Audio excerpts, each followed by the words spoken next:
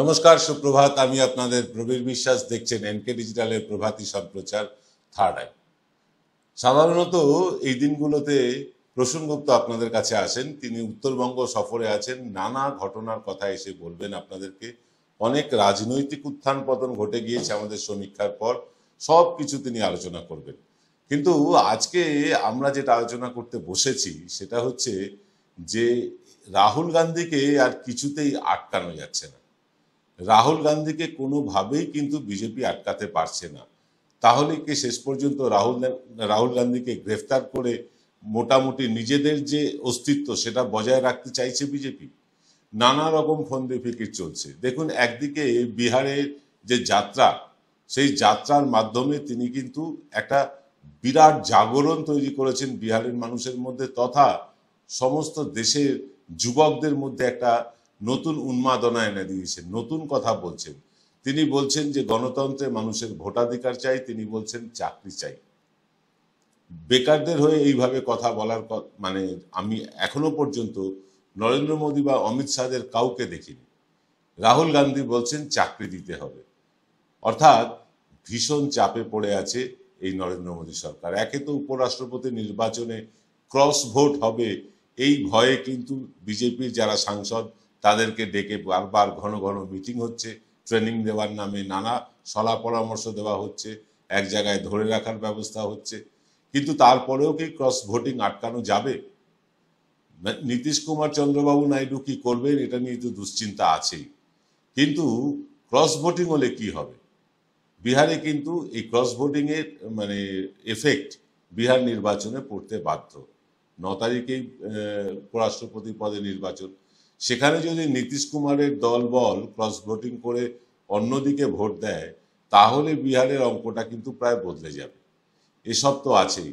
তাছাড়া তিনি atom bomb ফাটিয়েছেন ব্যাঙ্গালোরে মাধবপুরা কেন্দ্রে যে বিজেপি ভোট চুরি করে জিতেছে তার একদম আকাট্য প্রমাণ দিয়েছেন। আর এরপর বলছেন হাইড্রোজেন বোমা ফাটাবেন। অর্থাৎ এরপরে যে বোমাটা ফাটাতে চলেছেন তার ব্যাপ্তি, তার বিকিরণ বহু দূর পর্যন্ত যাবে। এই সব নিয়েই কিন্তু ঘাবড়ে আছে বিজেপি। আজকে থার্ড আইতে আমরা আলোচনা করব তাই নিয়ে।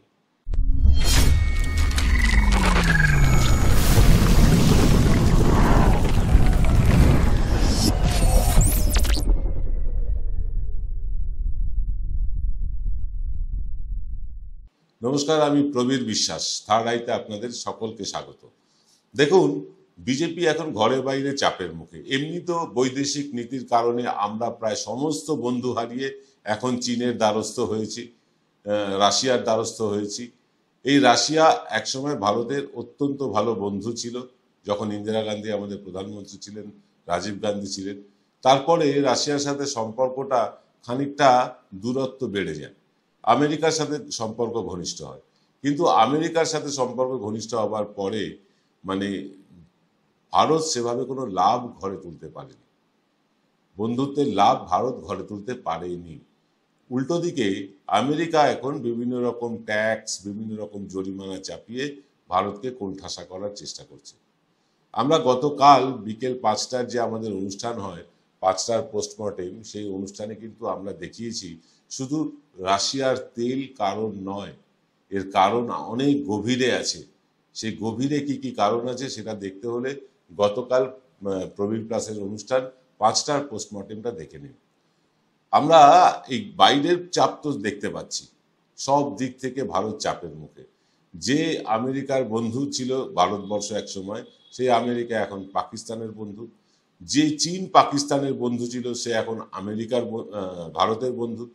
অর্থাৎ বন্ধু বদল হয়ে যাচ্ছে। বন্ধু বদল হলে লাভ কি হয়? পুরনো বন্ধু তো সবসময় কাজে আসে। ভারতের পুরনো বন্ধু বলে কেউ নেই, প্রতিবেশী রাষ্ট্ররা কেউ ভারতের আর বন্ধু না। আমাদের বৈদেশিক নীতির কারণে আমরা সকলকে একে একে হারিয়েছি। এইবার ভেতরের চাপটা মোদী সামলাবেন কি করে? উপরাষ্ট্রপতির নির্বাচন 9 তারিখে। 9 তারিখের নির্বাচনে একটাও যদি ক্রস ভোটিং হয়, তাহলে সেটা বিজেপির পরাজয়েরই সামিল হবে। যদিও উপরাষ্ট্রপতির নির্বাচনে নরেন্দ্র মোদীর মনোনীত প্রার্থী, তার হারার সম্ভাবনাটা খুব কম। কিন্তু এখানে অনেক ব্যাপার রয়েছে, যে ব্যাপারগুলো চন্দ্রবাবুর হাতে, যে ব্যাপারগুলো স্ট্যালিনের হাতে, যে ব্যাপারগুলো চিরাগ পাসওয়ানের হাতে। ইতিমধ্যে চিরাগ পাসওয়ান বলে দিয়েছেন তিনি এনডিএ জোটে থাকবেন না, কারণ তাকে পর্যাপ্ত সিট দেওয়া হয়নি বিহারে। জিতেন রাম মাঝি তিনি বলেছেন আমি থাকবো না, কারণ তাকেও পর্যাপ্ত সিট দেওয়া হয়নি। উত্তরপ্রদেশের জয়ন্ত সিং বিজেপির বিরুদ্ধে চলে গিয়েছেন। এরকম বহু ছোট ছোট দলগুলো, এবং ধরুন যাদের একটা এমপি আছে, যাদের দুটো এমপি আছে, এরকম দল, ছোট ছোট দলগুলো কিন্তু ইন্ডিয়া জোটের দিকে ভিড়েছে। শুধু তৃণমূল কংগ্রেস, সমাজবাদী পার্টি, কংগ্রেস, এই বড় দলগুলোই নয়, ছোট দলগুলো কিন্তু ভিড়েছে এই ইন্ডিয়া জোটের দিকে। নবীন পট্টনায়ক মোদির ফোনে সাড়া দেননি। তিনি তা উপরাষ্ট্রপতি পদে কাকে ভোট দেবেন সেটা এখনো পরিষ্কার নয়, তবে যা মনে হচ্ছে তাতে তিনি ইন্ডিয়া জোটের পক্ষেই যাবেন। ফলে সব মিলিয়ে কিন্তু চাপের মুখে নরেন্দ্র মোদী। এই চাপের মুখ থেকে কাটিয়ে উঠতে গিয়ে তাকে এখন অনেক রকম কল কৌশলের ব্যবস্থা নিতে হবে। হঠাৎ এমন কিছু করতে হবে, এমনি একটা যুদ্ধ ভাব আনার চেষ্টা হচ্ছে পাকিস্তানের সাথে, যে একটা যুদ্ধ যদি লাগিয়ে দেওয়া যায় কোনোভাবে, তাহলে কিন্তু ব্যাপারটা 2-2 4 হয়ে যাবে। পাকিস্তানকে দিয়ে যদি কোনো রকম আবার ওই পেহেলগাঁও, পুলওয়ামার মতন হামলা একটা ঘটানো যায়, তাহলে পাকিস্তানকে রিটালিয়েট করার জন্য, প্রত্যাঘাত করার জন্য সেই বালাকোটের মতন আক্রমণ করে দেশবাসীর দেশভক্তিকে জাগিয়ে তোলা যাবে। কিন্তু এই সবগুলো পরীক্ষা হয়ে গেছে। এই সব মানে দেশভক্তির সমস্ত পরীক্ষা নিরীক্ষা নরেন্দ্র মোদী নিয়ে নিয়েছেন। করোনার সময় থালা বাজিয়ে, আলো জ্বালিয়ে, মানে প্রদীপ জ্বালিয়ে দেশবাসীর দেশভক্তির পরীক্ষা নিয়েছেন। তারপরে দেশবাসীর পরীক্ষা নিয়েছেন দেশভক্তির এই নোটবন্দির সময় ব্যাংকের লাইনে দাঁড় করিয়ে। তারপরে পেহেলগাঁও, পুলওয়ামা, এইসব নিয়ে তো দেশভক্তির পরিচয় হয়ে গেছে। নতুন করে দেশভক্তির পরিচয় দিতে গেলে সেটা বুমেরাং হতে পারে, সেটা নিয়েও ভাবছে বিজেপি। ওদিকে বিজেপির মধ্যেই কিন্তু একখানা দ্বিমত তৈরি হয়েছে। পেট্রোলে ইথানল মেশানো নিয়ে কাঠগড়ায় দাঁড় করানো হয়েছিল নীতিন গডকরিকে। তিনি কিন্তু বেশ বিরক্ত, এবং তিনি এমন কিছু বক্তব্য রাখছেন যেটা নরেন্দ্র মোদী, অমিত শাহের পক্ষে মোটেও সুখকর নয়। আমরা এই সব কিছু নিয়ে আসবো ছোট্ট একটা বিরতির পর।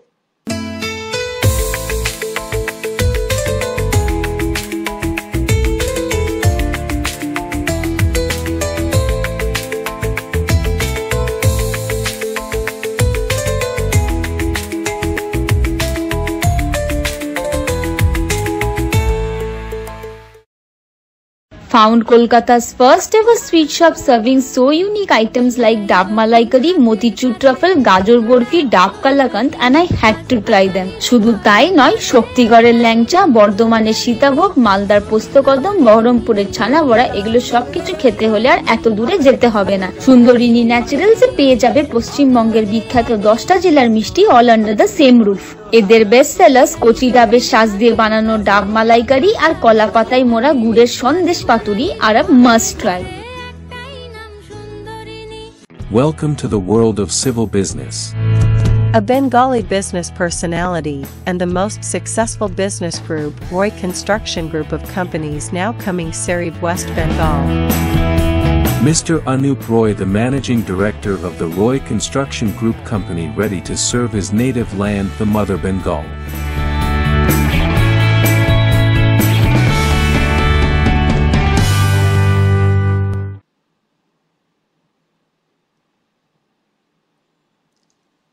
ফিরলাম বিরতির পর। আপনারা দেখছেন এনকে ডিজিটালের প্রভাতী সম্প্রচার থার্ড আই। আমরা আলোচনা করছি এই নরেন্দ্র মোদীর ঘরে বাইরে চাপ তিনি কিভাবে সামলাবেন। রাহুলকে তো আটকাতে পারছেন না, রাহুল গান্ধীকে আর সত্যি কোনোভাবে আটকানো যাচ্ছে না। দিনে দিনে তিনি কিন্তু অপ্রতিরোধ্য হয়ে উঠছেন। নরেন্দ্র মোদীর সব চেষ্টা কিন্তু বিফলে যাচ্ছে। এরপরে হয়তো ন্যাশনাল হেরাল্ড ইস্যু নিয়ে তাকে জিজ্ঞাসাবাদ করার জন্য ইডি সিবিআই ডাকবে, তাকে হেনস্থা করা হবে, তাকে বিভিন্নভাবে গ্রেফতার করার চেষ্টা করা হবে, এসব হবে। কিন্তু তারপরেও রাহুল গান্ধীকে দমানো যাচ্ছে না প্রিয়াঙ্কা গান্ধীকে। পশ্চিমবঙ্গে মমতা বন্দ্যোপাধ্যায়কে দমাতে পারেনি নরেন্দ্র মোদী সরকার। তারা ভেবেছিল রাহুল গান্ধীকে কিন্তু দমিয়ে ফেলবে। তাকে পাপ্পু সাজানোর জন্য কয়েক হাজার কোটি টাকা মিডিয়ার পেছনে খরচাও করেছিল, মিডিয়া তাকে পাপ্পু বানিয়েও ছিল। কিন্তু মিডিয়ার সমস্ত এই পারসেপশন, সমস্ত ধারণাকে ভ্রান্ত করে দিয়ে যেভাবে রাহুল গান্ধী এগিয়ে চলেছেন, মানে সেটা কিন্তু সত্যি তাকিয়ে দেখার মতন, প্রশংসা করার মতন। আমরা কোনো রাজনৈতিক দলের সমর্থক নই, কিন্তু কেউ যদি ভালো কাজ করে তার তো প্রশংসা করতেই হবে। রাহুল গান্ধীর বর্তমান ভূমিকা তিনি যদি ধরে রাখতে পারেন, তাহলে আগামী দিনে নরেন্দ্র মোদীর কিন্তু মানে কপালে ভালো দুঃখ আছে।